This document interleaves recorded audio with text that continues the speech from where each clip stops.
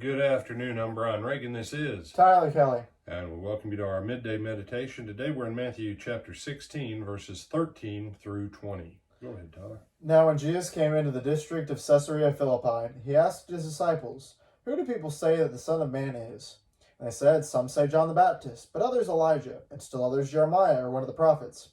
He said to them, "But who do you say that I am?" Simon Peter answered, "You are the Messiah, the Son of the living God."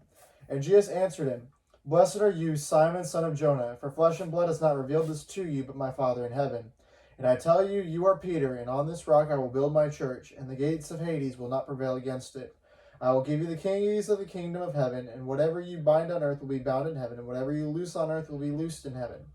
Then he sternly ordered the disciples not to tell anyone that he was the Messiah. All right. So, the issue of people debating about who is Jesus, they debated who he was when he was alive. They still debate who he is. Throughout all of history, Jesus is genuinely the most volatile figure that there is. No one really argues about Buddha. No one really argues about Muhammad. No one argues about Julius Caesar or any of the Caesars, really. It's Jesus. Jesus is the one that causes strife with pretty much the entire planet. And so, the light came into the darkness comprehended it not. Light and darkness. And Jesus himself says the world hates me. So it shouldn't surprise us that there's dispute. He came for a purpose, and part of that purpose was to build his church. And the attacks of Satan were never going to conquer his church.